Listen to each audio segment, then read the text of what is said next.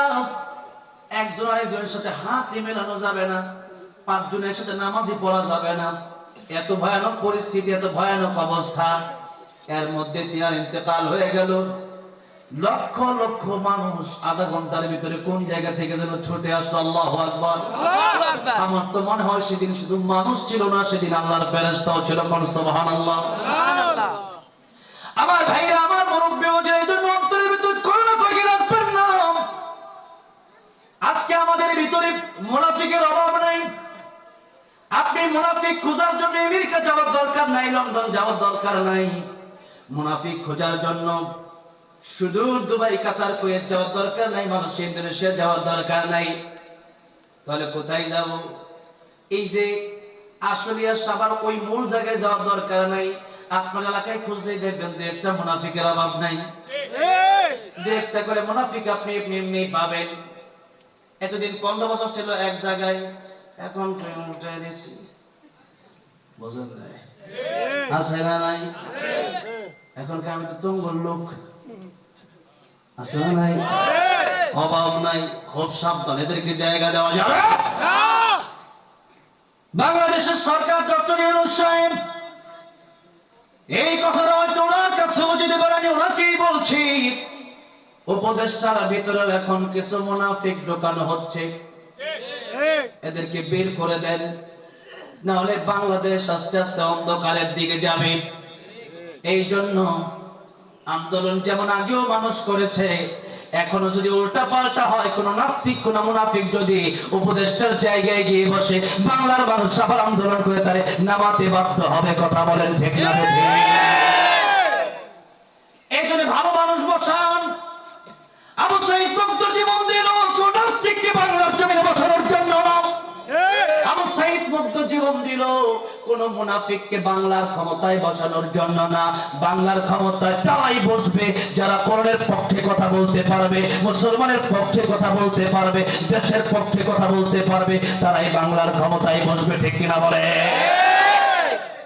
আর যদি এরপরেও এটা মনে করেন আমার ইচ্ছা মতো আমি চালাবো, উনিও ভাবছিলেন 2040 পর্যন্ত কারো বাপের ক্ষমতা নাই, কারো বাপের ক্ষমতা নাই, কিন্তু আমার আল্লাহর ক্ষমতা আছে না নাই?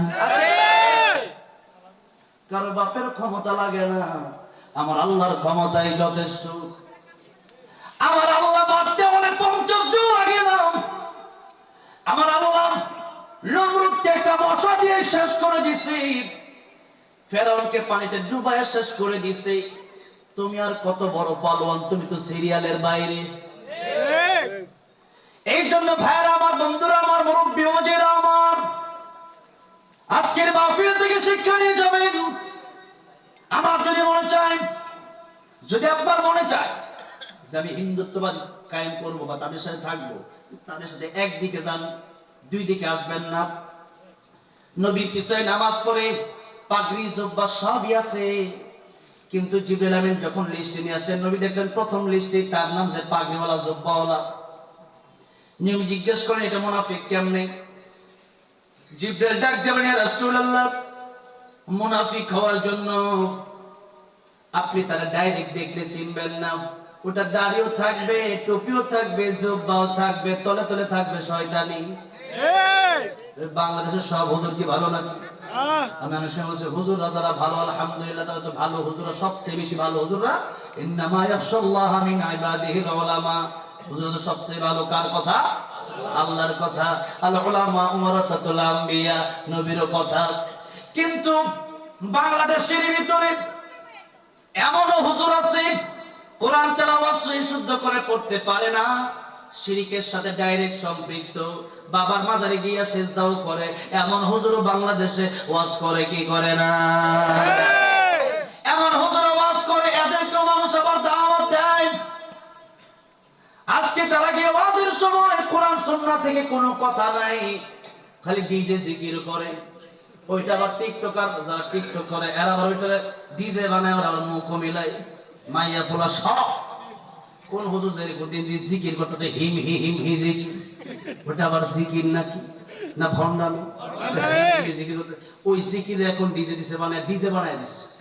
ওই ডিজে জিকির এখন সবাই মুখ খুলে টিকটকে বের হচ্ছে। ওই হুজুরকে আমি হিমমেটে জিকির করি নাই, তাহলে কি করছে? চিন্তা করে দেখেন বাংলাদেশে আলতু ফালতু বাউল মমতাজের মতো লোক ওয়াজ করে, মমতাজও কিন্তু ওয়াজ করে। আপনি সার্চ দিয়ে ইউটিউবে যে মমতাজের ওয়াজ শুনতে পারবেন। ওই বাউল শিল্পীরা ওয়াজ করে, কি ওয়াজ? তারা ওয়াজ করে, কিন্তু এই ওয়াজের একটা স্টেজ বানায় ওয়াজ করে, মারেফতের ওয়াজ। এরপরে বলে নামাজ মনের নামাজ বড় নামাজ। আমি কইলাম তাহলে মনের খাওন বড় খাওন। নামাজ যদি মনে মনে পড়া যায়, তুই ভাত আর কালকে থেকে খাবি না, তোর বট গাছের সাথে বেঁধে রাখা হবে 3 দিন। তোর পানি লাগলে খাবার লাগলে বলা হবে তুই মনে মনে কলা খা। ওটা তো পারস না, বাটপাড়ির জায়গা পাও না। ও 12টা বেজে গেছে, আলোচনা শুরু করতে হবে আমরা।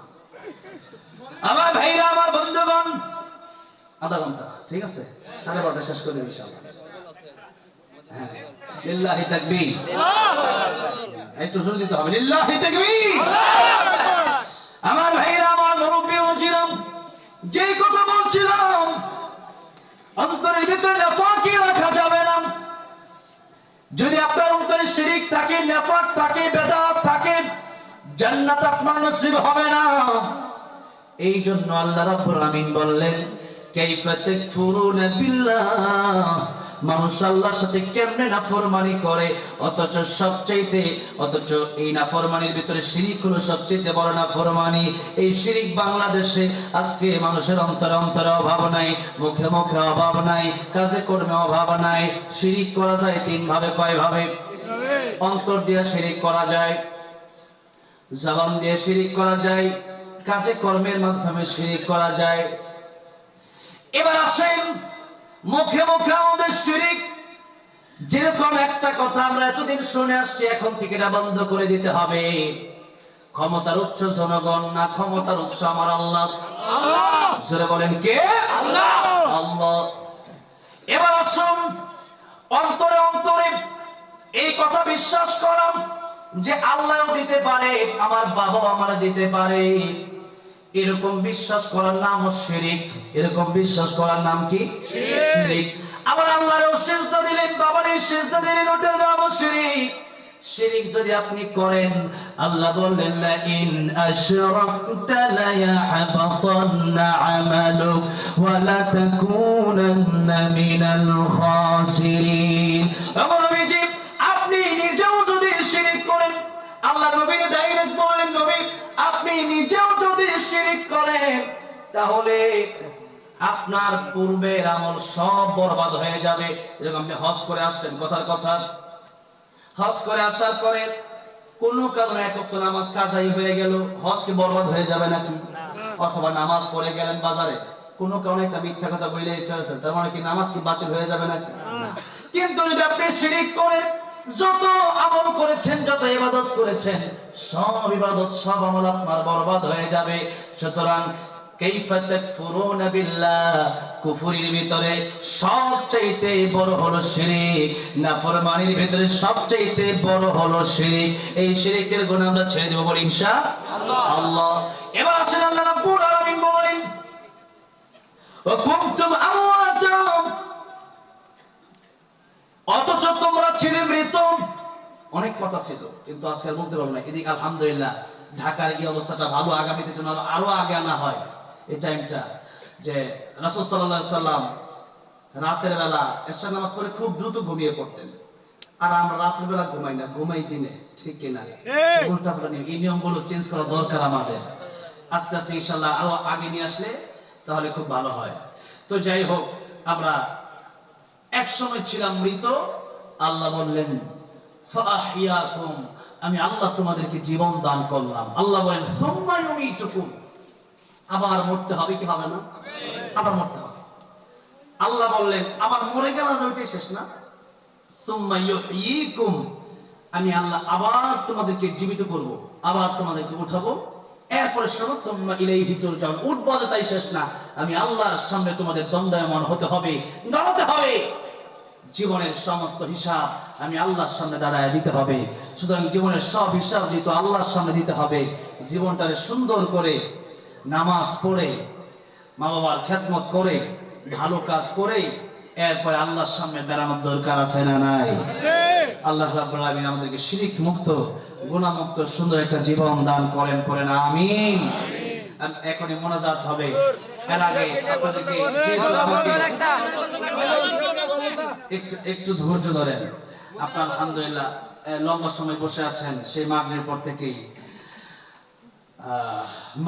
এই এখানে মাদ্রাসা, এই মাদ্রাসা আমারও মাদ্রাসা গাজীপুরে, মাসে প্রায় 2 লাখ টাকা আমার দিতে হয় এক্সট্রা।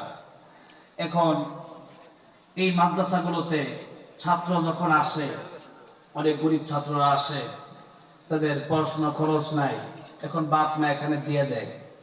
এখন এই ছেলেটা আলেম হয়, হাফেজ কোরআন হয়, একদিন এই ছেলের দাম অনেক হয়। নবী বলেন মৃত্যুর পরে সব আমল বন্ধ হয়ে যায়, 3টা আমল বাকি থাকে। তার মধ্যে প্রথম আমলের নাম হলো সদকায়ে জারিয়া। যে আমলটা আপনি মাদ্রাসা মসজিদে দান করলে, মসজিদে মানুষ নামাজ পড়লে, আপনি মরে যাবেন, এই মসজিদে নামাজীদের সব আপনি কবরে শুয়ে শুয়ে পাইতে থাকবেন। সুবহানাল্লাহ। আপনি তো কবরে যাওয়ার ইবাদত করতে পারবেন না, কিন্তু মানুষ জীবন এটা সব আপনি পাবেন। একটা হাফেজ কোরআনকে আপনি 500 টাকা দিয়েছিলেন, এই 500 টাকার কারণে সে খেয়ে দিয়ে বড় হয়েছে, হ্যাঁ, মাদ্রাসার উপকার হয়েছে, এটা কোরআন শরীফ কিনতে পারছে। তো এই জন্য এই বিষয়গুলোর কারণে ওই ব্যক্তি যত ইবাদত করবে, সব ইবাদতের সব আল্লাহ ডবল করে আল্লাহ আপনার কবরে পৌঁছায় দিবে, বলেন সুবহানাল্লাহ। আজকে এই মাদ্রাসার জন্য এরকম 30 জন ব্যক্তি আমি চাই, কোরআন শরীফ যেহেতু 30 পারা, 30 জন ব্যক্তি আমি চাই যে একটা 1000 টাকার, হুজুর আমার টাকা পয়সা আল্লাহ আমার দিছে, আল্লাহর দিনের জন্য আল্লাহর ব্যাংকে আমি একটা 1000 টাকা রাখতে চাই। দুনিয়ার ব্যাংকে লাখ লাখ টাকা নিয়ে বহুত রাখছি, আল্লাহ